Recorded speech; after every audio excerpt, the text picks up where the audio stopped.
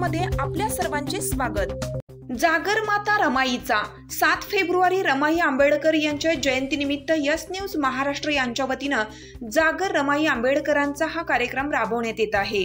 यामध्ये रमाईच्या लेकींची मुलाखत घेण्यात येणार असून आज आपल्या सोबत नवी मुंबई दिघा मधील सुनीता राजेंद्र दिवे यांची यस न्यूज महाराष्ट्र लाईव्हचे जिल्हा मुख्य प्रभारी रवी पी ढवळे सर यांनी घेतलेली मुलाखत।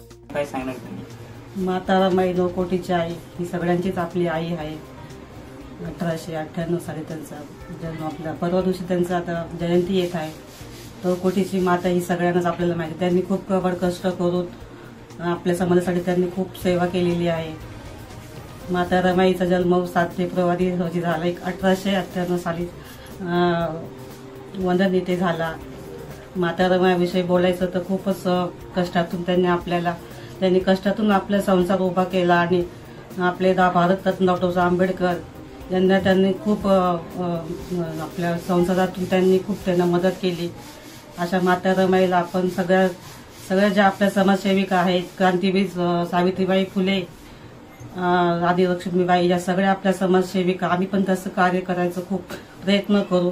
हीच आम्हाला खूप मोठी शक्ती आहे। त्यांनी जे कार्य केले आहे समाजासाठी आम्ही पण ते कार्य करू अशी माझी खूप विनंती आहे सगळ्यांना, सगळ्या महिलांना।